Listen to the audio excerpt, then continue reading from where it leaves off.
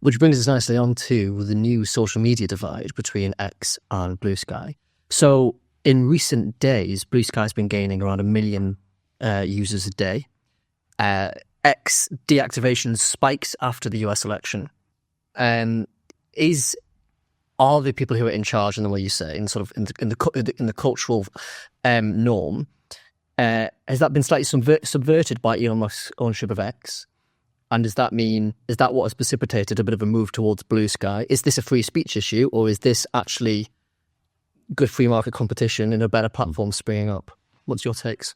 Whether it's better, I don't know, but it certainly shows that you can have a competitive market in social media platforms. So I remember, first of all, that there was a big change in the debate around that once Elon Musk bought Twitter, because before then, a lot of people got kicked out of it or had tweets taken down by the management, by the people who do the content management. And generally, the progressive view on that was at the time, not a problem because Twitter is a private company. So they were making the libertarian argument. It's a private company. They don't owe you a platform. They don't owe you an account. They can take down anything you say. They can kick you out, and that's perfectly fine. It's just that as soon as Twitter was no longer under progressive management, as soon as it was owned by Elon Musk, who then quite quickly became a hate figure on the progressive side, the argument changed to, no, Twitter is the new public square, and it's a natural monopoly because of network economics, network effects. You can't have competing media platforms because once you have network effects, that means that the value of a good increases with the number of people using it. So as with, say, phones, there's not much point having a phone if nobody else has one because nobody you can call. It's only valuable when lots of other people have it too. And the argument was that social media platforms are like that too. They're only valuable if lots of people are on them. And that makes them like utilities, natural monopolies. Therefore, they should be at least heavily regulated, better still taken into state ownership. So we'd have the people's Twitter owned by the government, and maybe you would have parliamentarians debating the content moderation policy. And I said at the time, no, this doesn't follow at all. That's just the wrong economic analysis. So it's true that we're probably never going to have thousands of competing social media platforms because they need to have a minimum size and there need to be people, so that there needs to be a possibility that you reach people who you don't know and who might not be your target audience, that sometimes a message can spread accidentally and all that. So they need to have a certain minimum size, but that doesn't, you could imagine a market structure where there's always only one major social media platform, but it still doesn't follow that you can't, that they have monopoly power. All it means is that the switch from one social media platform to another isn't going to consist of hundreds of thousands of people deciding completely independently of each other, I'd rather try this other one. It would have to be a form of chain migration where some big accounts who have cultural pull. The Guardian. Yeah, The Guardian. I could also name certain individuals who have a big following. You could say, in some cases, a cult-like following. They have to make a big song and dance about, I'm leaving this platform. I'm going to that one. There's other people who can take hundreds of thousands of people with them. If that happens, then yes, you can very much in that sense have a competitive market in social media platforms. And that is precisely what's happening now. 2 years after I think it was 2 years since Musk took over. Yes. And that's precisely what's happening now, that you just have a lot of high profile big accounts, not just switching, but also telling everyone about it, shouting about it from the rooftops, and lots of their followers switching with them. And this shows, this can be a competitive market. Anyone that doesn't think there's a competitive market in social media arguably doesn't remember Bieber. Indeed. Or is unaware of TikTok and Instagram and all various other ones. I'm mainly on Twitter. I have just joined BlueSky, but mainly just to post inspirational quotes and things like that so I don't get kicked off. It's an interesting point, Chris, you made. I hadn't thought of that it makes the case for state regulation even weaker. Not that I thought it was at all strong to begin with. But yeah, clearly it's not a monopoly. I mean, BlueSky I have to say, completely ripped off Twitter, as I insist on calling it still, X. And it's remarkable. It's just exactly the same. There's nothing you need to get used to. Everything's in the same place. It's the same color.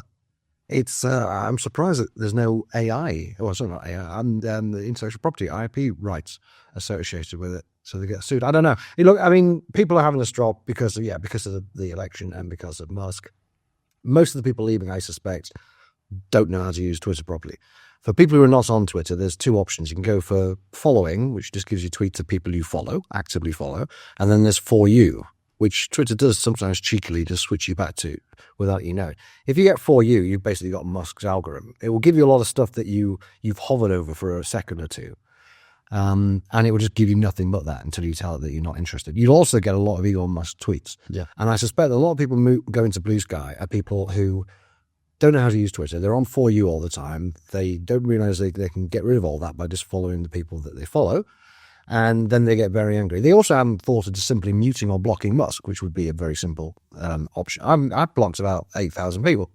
And I haven't noticed any real difference in Twitter since Musk came along. There's one or two people who got kicked off who are back on, but I don't see wall-to-wall Nazis. I hardly see any Nazis. If I see a Nazi, I block them, but it hardly ever happens.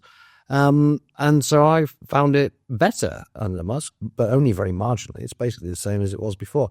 So yeah, people are having a strop. I don't think BlueSky will probably work long term. I think it probably got enough legs to keep going, I guess.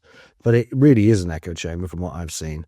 And the network effects still, are important. It's better to be on a site that's got got every major person you're interested in, rather than a lot of columnists from The Guardian. Is there a responsibility for people with different views to what the echo chamber would be to insert themselves into that echo chamber to stop it being such? If you think that BlueSky is getting, but then we may end up in a place where we have X for the people on the right and we have BlueSky for the people on the left. Maybe. That'd be, considering what we were talking about earlier, the deterioration of political debate over free speech, for example. Does that not further entrench those positions? It might do, but I don't think anyone's got any responsibility to plow into something that you're probably going to get kicked off pretty quickly. I don't think that Twitter will turn into a right-wing echo chamber. I don't think it's not at the moment. I don't think it ever will be, because there's just too many people on there. And bear in mind, most people on Twitter aren't even interested in politics, right? It's not a political platform per se. It's just that we think it is, because that's what we tend to tweet about. I think Twitter will be absolutely fine unless Musk makes some horrendous mistake with it, and he has done one or two odd things with it over the years. And I suspect BlueSky will gradually fade away, and maybe when the Democrats get back in 4 years, we'll see a whole lot of people say, it's safe to come back now, some rubbish like that. But it would just be an excuse, because they've been lonely on BlueSky. There are a couple of differences between Twitter and BlueSky on the technical level. But one of them that I've noticed is the adverts, and I wonder is that I just see a lot more adverts on Twitter than I do on BlueSky. But I wonder if that's the sort of thing that will slowly happen to BlueSky if people do end up moving across. But we will see. You only really get the ads, well, you don't only get them, but you mainly get the adverts and the replies at Twitter, which is why people are really trying to farm it to make money. Will always leave you with some sort of cliffhanger to make you look at the replies. And my very brief experience in BlueSky is you don't get very many replies, likes, reposts, or anything else. I don't mean me personally. I mean other people. Even quite high-profile, high-status tweeters are getting, best 100, 200 retweets. And so there's not that many replies there. And also they might be deliberately toning down the advertising to start with, just to get people on it. Chris, but it is quite pathetic that somebody would leave Twitter because it's not left-wing enough. I mean, come on. Twitter is a platform, right? It doesn't matter what views Elon Musk has. Okay, he can promote his own tweets, but he can't suddenly change the entire composition of the platform. And, well, when we say Twitter, we mostly mean British political Twitter. And of course, not people who tweet about football, whatever. If these are mostly Corbynites or James O'Brien fans, then that is the dominant political orientation of Twitter. It's simply the orientation of the users. And Elon Musk hasn't changed that. It is now a bit more varied, because under the old management, there was more content moderation, censorship, if you want to call it that, against right-wing accounts, who are now back and who, well, I guess feel a bit emboldened. So it is a bit more varied. It is. It used to be, quite clearly just a Corbynite echo chamber. Now you get some mad right-wingers too. So it hasn't necessarily improved by becoming more varied. You just get different brands of crackpots now. Still follow them. Again, I know it doesn't. I don't for not being able to use Twitter probably. If you really hate them, block them. If you like them, follow them, and stick to the following, not the for you, and your experience will be fine. Yeah, I change everyone I follow. I would think it was a left-wing echo chamber. Yeah. I don't particularly mind it. I mean, there is also something to be said for using it as a bit of a freak show and to use it for the entertainment value. I mean, that is also the best bit about it. I'm just saying, if you use it in that way, it would all have been people who are a bit mad in one direction, and now you get different flavors of madness to choose from. Yeah, and also the people who are the really big hitters on Twitter, I don't think they really look at the replies. So if James O'Brien, I don't know why I pick on him because I don't think he said he's leaving, is he? Unfortunately, but yeah, if he thinks it's full of right-wing abuse, or whatever, just post your little video of you owning somebody on LBC and just leave. But post it on BlueSky as well. Stick it on Instagram. Do it on TikTok. You don't need to read anything I don't see how you stand to lose anything just by posting stuff on there. Yeah, no, it's all relative. I think the people who are leaving now, or who announce that they're going to leave, they're just the people who used to see Twitter as, well, they're not used to anyone contradicting them. Anyone saying, well, whether it's in an abusive form or just somebody saying you're wrong, it used to be just like their living room where everyone agrees with them.